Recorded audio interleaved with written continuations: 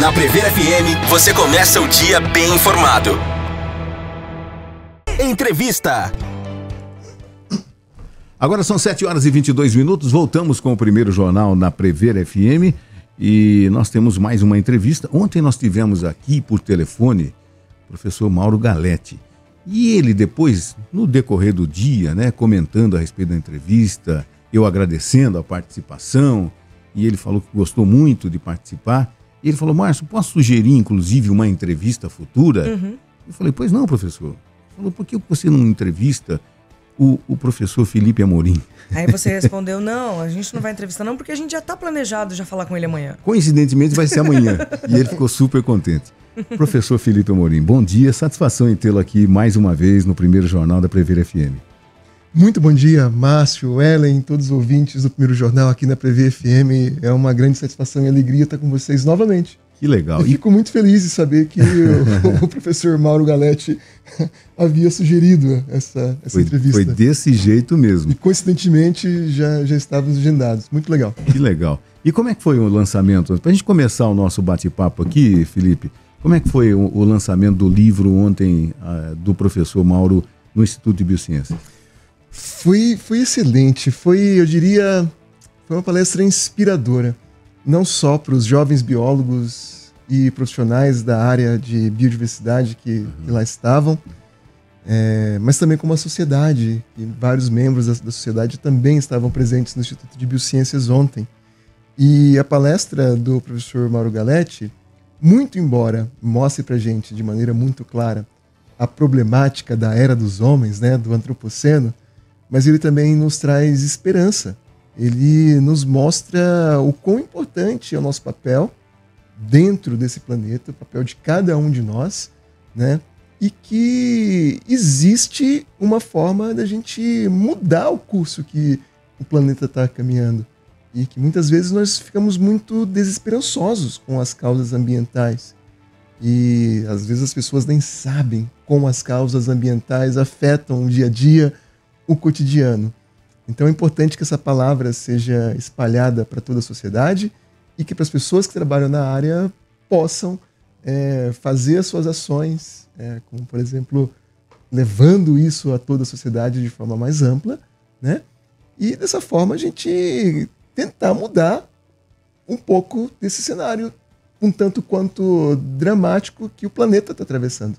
Você sabe que ontem, e a gente comentava depois, inclusive, do jornal, que por algumas vezes a gente cutucou o professor Mauro, mas ele me pareceu uma pessoa bastante esperançosa, né, na mudança de tudo isso que a gente está vivendo. Né? Eu achei muito interessante, porque ele poderia falar: olha, realmente se a gente não fizer alguma coisa, acabou o mundo. Tal.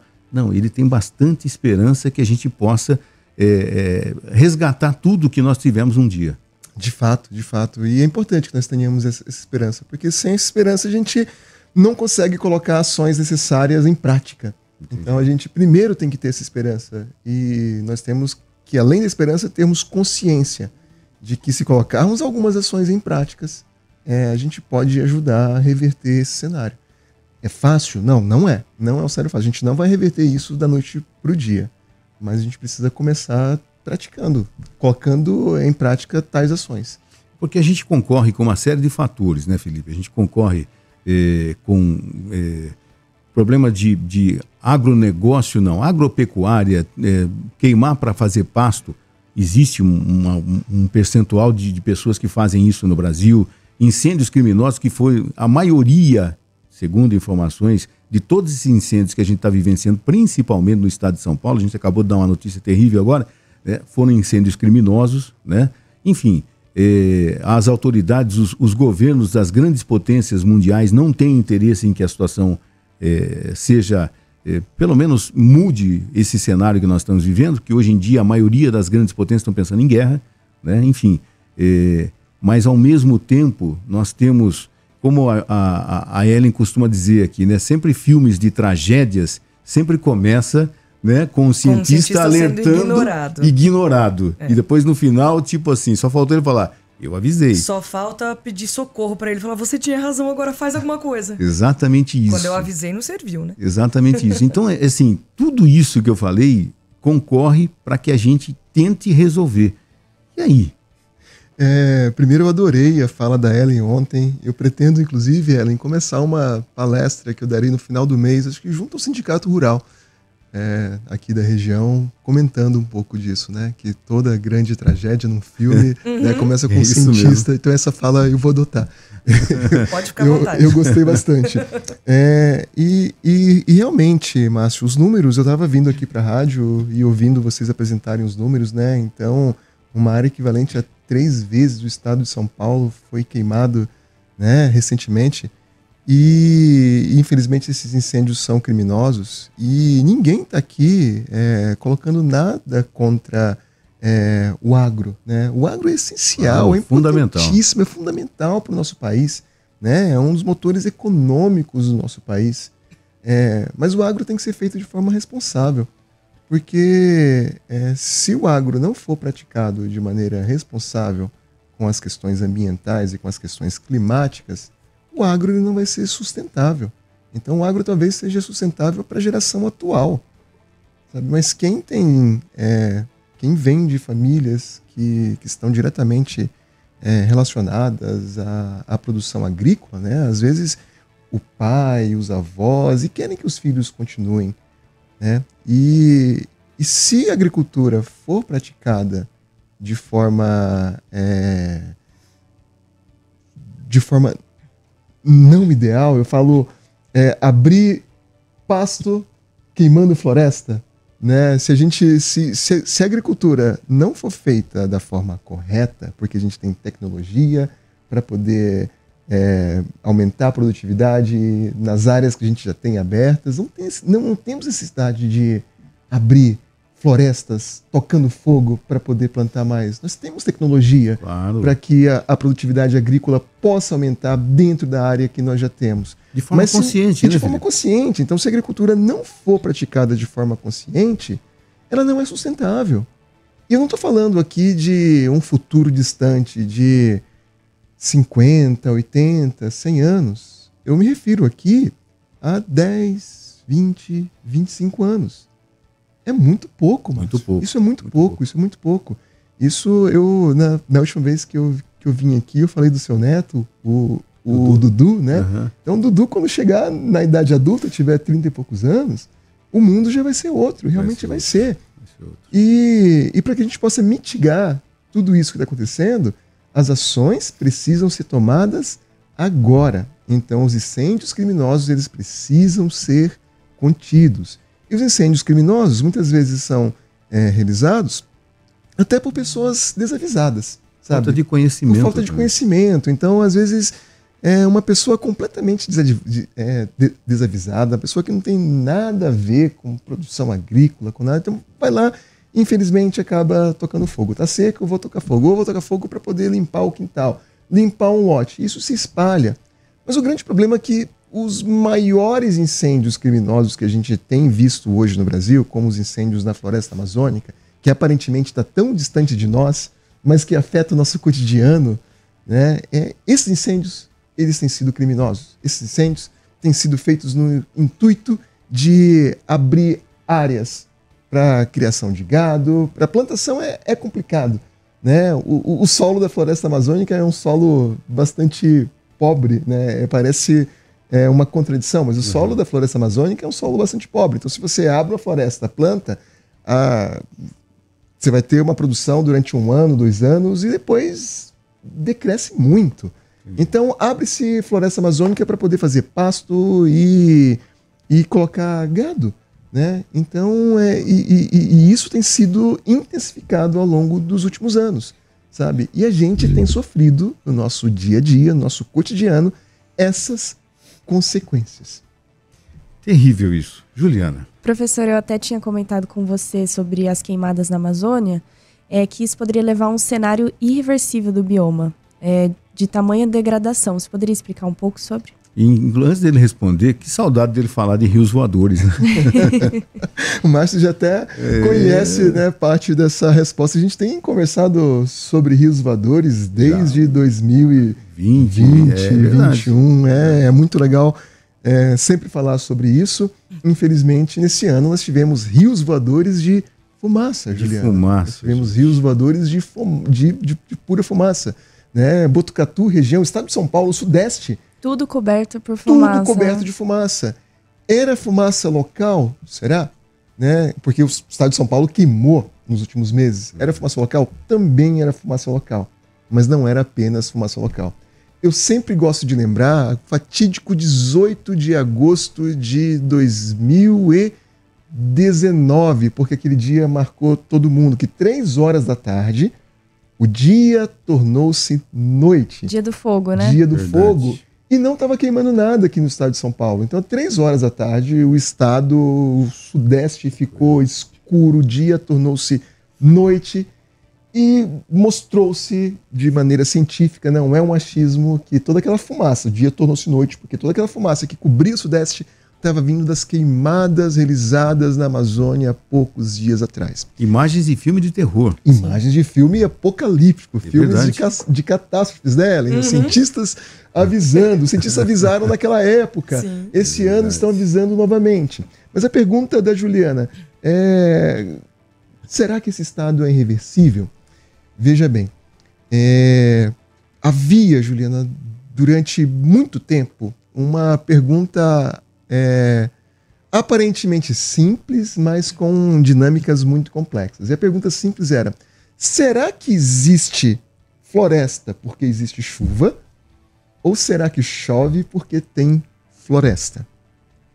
E mostrou-se, por meios de análises isotópicas, principalmente, porque as moléculas que estão na atmosfera, né, contêm os átomos, e os átomos têm isótopos distintos, né, que são versões distintas de um mesmo tipo de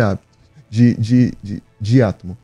Então, utilizando análises isotópicas, mostrou-se que a floresta amazônica ela produz mais da metade da sua chuva. Mais da metade da sua chuva. Reciclando a chuva 5, 6 vezes ao longo de sua extensão de oeste a leste, ou seja, no sentido saindo do Oceano Atlântico, indo para o Pacífico. Né? Então a floresta amazônica ela recicla essa água, ela produz a sua chuva. Ou seja, a chuva está ali porque existe a floresta. Só que a floresta amazônica ela leva para a atmosfera um volume de água tão grande, mas tão grande, que esse volume de água tem uma vazão superior à vazão do maior rio em termos de vazão do planeta, que é o Rio Amazonas. Que coisa. O Rio Amazonas tem uma vazão estimada de cerca de 200 mil metros cúbicos por segundo. O que a gente está falando é em 200 milhões de litros de água por segundo é a vazão do Rio Amazonas. E os rios voadores, que são resultantes da água que a floresta amazônica evapotranspira, sabe, joga para a atmosfera, tira do solo e joga ativamente para a atmosfera, é maior do que essa vazão. Ou seja, a floresta joga uma vazão de água na nossa atmosfera superior a 200 milhões de litros por segundo. E essa água, esse volume gigantesco de água, ele se desloca de leste para oeste. Né? Agora, eu acabei de inverter agora há pouco, né? Mas ele se desloca de leste a oeste. E o que nós temos a oeste? Nós temos a oeste a Cordilheira dos Andes. A Cordilheira dos Andes tem uma altitude muito elevada e toda essa massa de água ela não consegue passar a Cordilheira dos Andes e se deslocar para o Pacífico. Essa massa de água, ela sofre um desvio devido a esse obstáculo, que é esse grande obstáculo, que é a Cordilheira dos Andes, e ela acaba sendo deslocada para o sul e sudeste do país, inclusive para o estado de São Paulo, para Botucatu. Eu estive com um pesquisador chinês nesse final de semana, fazendo um trabalho de campo em Ubatuba, a primeira vez que ele estava na América do Sul, e a gente estava no Parque Estadual da Serra do Mar, e eu parei para poder mostrar para ele o Trópico de Capricórnio. Né? Quem já foi em Ubatuba deve conhecer lá um marco que mostra aqui passa o Trópico de Capricórnio. E mais ou menos na linha do Trópico de Capricórnio, um pouquinho mais abaixo, né? Essa linha corta todo o planeta, ali nós temos todos os grandes desertos, a maioria dos grandes desertos do mundo, nessa linha de 30 graus norte e 30 graus sul. Então, ali onde está mais ou menos o Trópico de Capricórnio. Então, e eu estava mostrando a floresta ombrófila densa para uma pessoa que veio de um outro continente.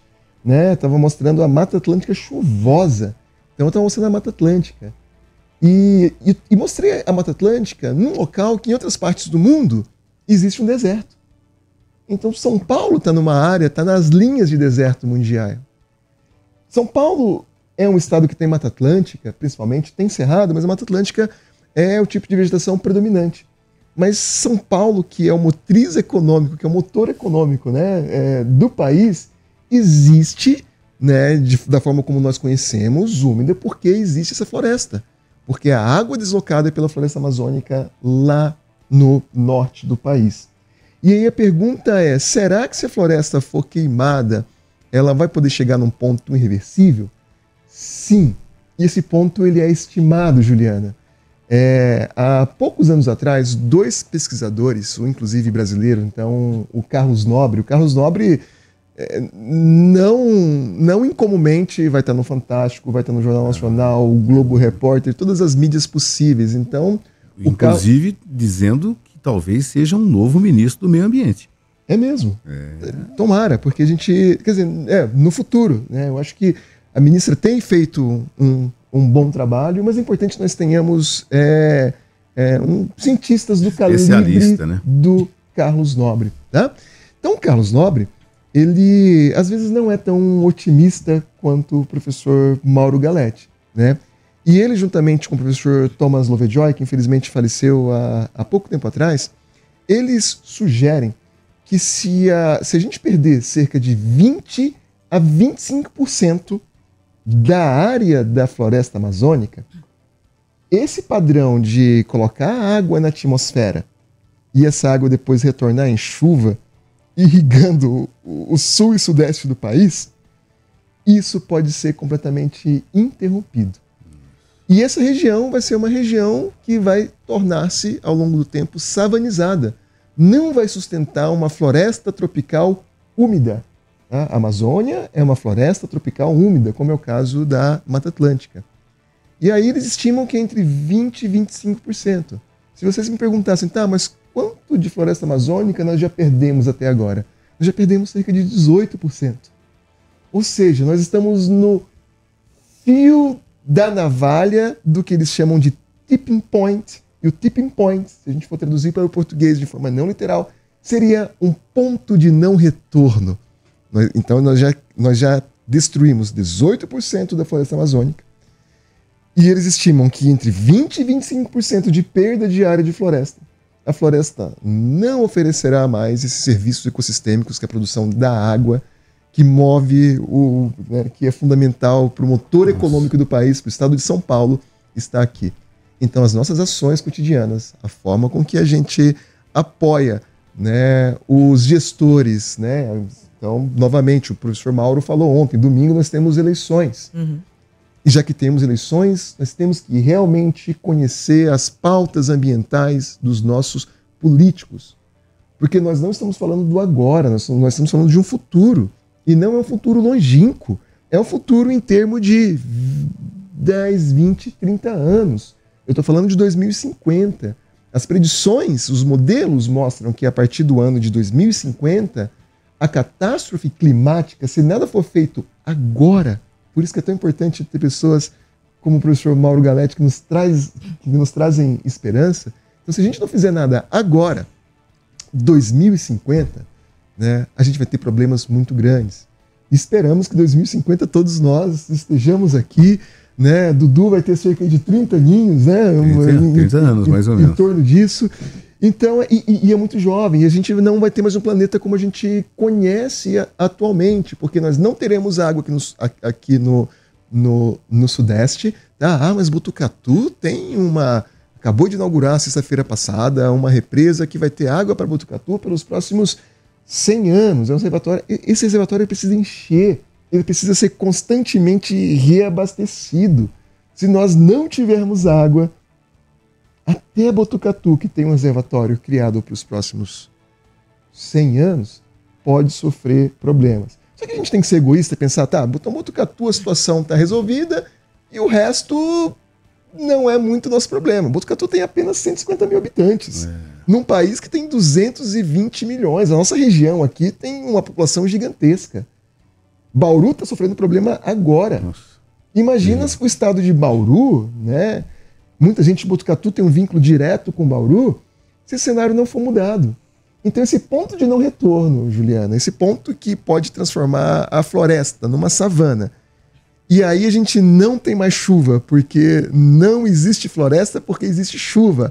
A resposta é: existe chuva porque existe floresta. Se nós perdemos essa floresta, nós teremos um problema muito grande para todo o país, inclusive de produção de energia, né? Porque Itaipu, por exemplo, também depende da água que vem do norte do país por meio dos rios voadores, nesse volume que é superior a 200 milhões de litros de água por segundo em nossa atmosfera. Bom, 7h43, nós estamos aqui com o biólogo professor Felipe Amorim, aqui no Primeiro Jornal. Nós vamos ao último intervalo, já nós voltamos com a parte final do nosso programa. Entrevista. 7h45, voltamos com a parte final do Primeiro Jornal na Prever FM, hoje conversando com o biólogo, professor do Instituto de Biociências da Unesp de Botucatu, Felipe Amorim. O professor Mauro Galete falou a respeito da jacutinga, né? Mas você sabe, aqui foi por telefone a entrevista, mas eu ia perguntar para ele, nós temos aqui bem perto de Botucatu uma reserva chamada Barreiro Rico, em Anhembi. E lá tem a predominância do muriqui, né? E outros primatas que ajudam, fortemente, né, na sobrevivência da mata e tudo mais, né? Esses tipos de reservas são fundamentais, não, Felipe? São fundamentais, Márcio. Barreiro Rico é um local muito especial, né? Pensar que a 50 quilômetros de Botucatu nós temos o maior primata das Américas ocorrendo aqui do nosso lado. Então temos uma população muito saudável. E o trabalho, eu conheço o Barreiro Rico porque eu desenvolvo pesquisas em Barreiro Rico, tenho estudantes que desenvolvem pesquisas em Barreiro Rico. O professor Mauro Galete, ele comenta que ele trabalha com os plantadores de floresta, né? A jacutinga, o muriqui, diversos animais dispersores. O meu trabalho, eu trabalho com aqueles animais que produzem as sementes que os plantadores de floresta vão espalhar pela floresta, porque eu trabalho exatamente com polinização. Mas a gente não precisa ir longe para poder pensar em grandes animais dispersores, e grandes animais dispersores que têm sido perdidos, né? Então, por exemplo, aqui em Botucatu, não é incomum nós encontrarmos os jacus, né? E os jacus, eles também são importantes na plantação de não só da floresta que nós temos em Botucatu, aqui nós temos Mata Atlântica, né? Uma Mata Atlântica chamada de estacional, porque está sujeita a duas estações, uma chuvosa e uma seca, a seca que está inclusive sendo cada vez mais prolongada, e então a gente chama de floresta estacional, mas ainda assim é Mata Atlântica, e nós temos o cerrado.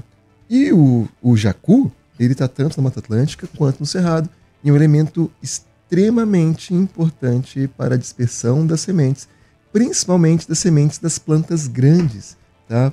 Das sementes grandes, na verdade, que às vezes são de plantas que são bastante grandes. E plantas grandes, né? Plantas que têm um caule denso, plantas que formam um dossel denso nessas áreas de floresta, por exemplo, elas acumulam muito CO2. Então elas removem CO2 da atmosfera, tá? E ao removerem CO2 da atmosfera, ajuda, né, a minimizar, né, todas essas mudanças que a gente tem enfrentado agora, porque removendo o CO2 você diminui o efeito estufa. Então os gases de efeito estufa, né, são os principais gases que afetam a dinâmica climática. E nós temos cada vez mais colocando esses gases de efeito estufa na atmosfera. E quais são as soluções que a gente pode observar para isso? Quais atitudes que a gente pode tomar para minimizar esses impactos? Isso é uma excelente pergunta, porque é uma série de atitudes. A primeira atitude é nós tomarmos consciência do que está realmente acontecendo.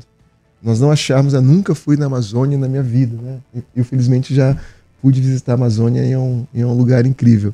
Tá? Mas para a maioria das pessoas, a Amazônia é um local muito distante mesmo. Então, realmente acha que não afeta o dia a dia.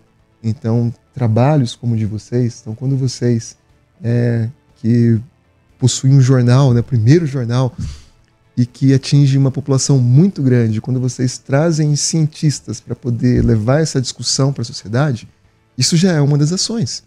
Porque as pessoas precisam tomar consciência disso.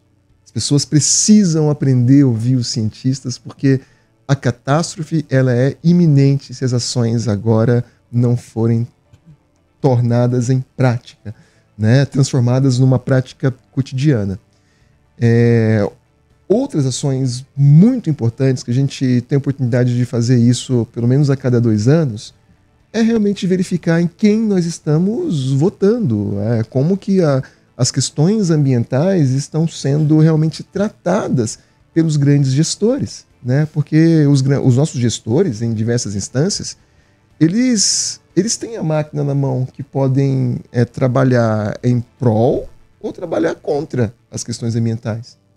Então, não adianta a gente colocar gestores fazendo, né, gestão dos nossos municípios, estados e país que não pensam de forma muito consciente nessas causas ambientais. Inclusive, qualquer gestor, qualquer político que não tiver essa pauta, ele está fora de moda, inclusive. Ele está fora de moda. Porque hoje é aquela história, né? A gente falou várias vezes aqui, 2050. 2050 é logo ali, né? A Amazônia é distante, mas a gente sempre ouviu o que nos bancos escolares?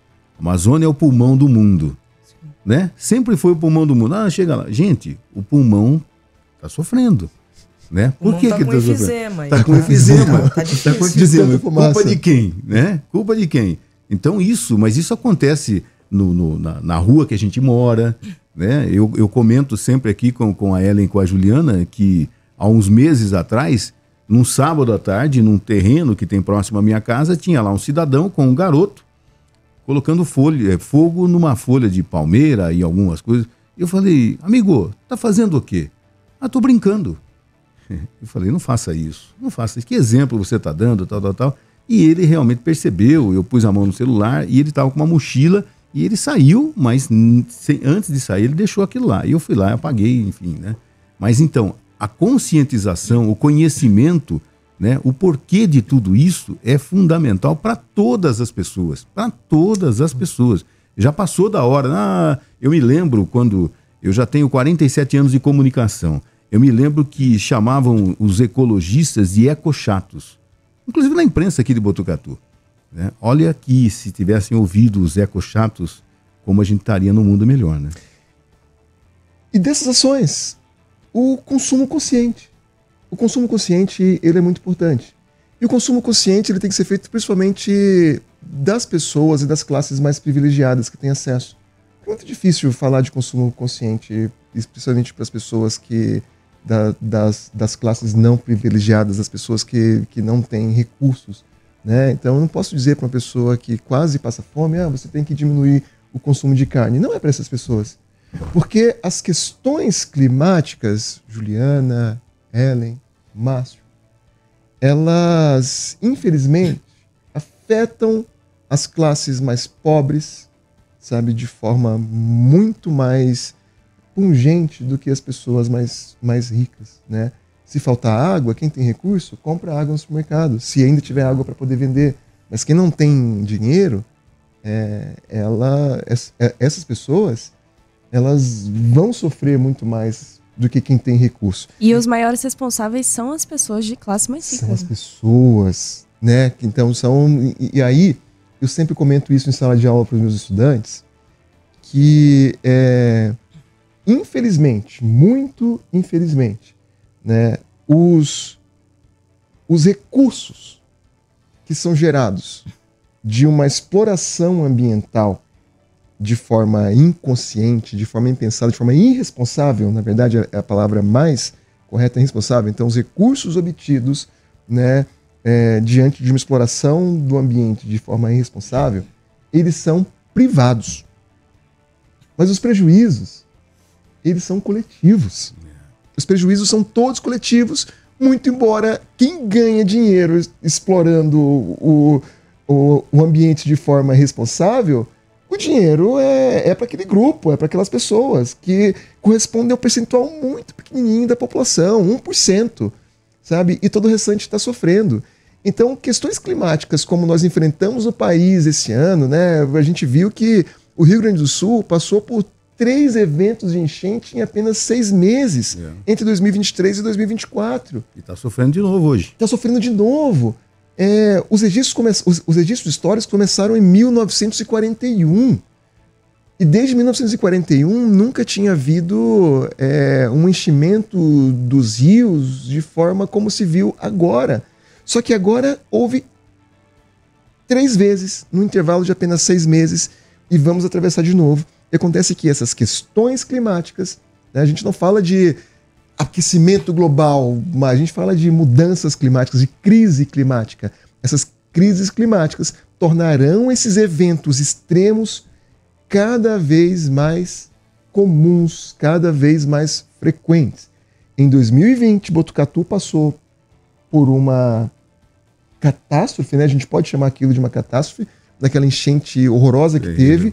Eu não estava no Brasil naquela época, então eu estava na África do Sul e soube disso tudo estando lá, né? Então é um evento que ocorreu agora em 2020, mas que daqui a pouco esses eventos eles podem se tornar muito, muito mais frequentes. A gente pode ter que lidar com isso todos os anos, ou de 2, de 3 em 3 anos. Então demorou 3 anos, 4 anos para poder construir todas as pontes. A ponte do Lajeado que caiu em 2020 foi reconstruída agora, né? Ano passado, acho, né? Esse ano passado, que liberou essa ponte. Então, esses eventos climáticos, se a gente não tomar essas ações agora, eles vão se tornar cada vez mais frequentes e eles vão afetar as populações mais pobres de maneira muito mais pungente do que ela afeta as pessoas mais ricas. As pessoas mais ricas, elas formam apenas 1% ou menos da nossa população. Então, os lucros resultantes de uma exploração ambiental responsável, eles são privados. Os prejuízos são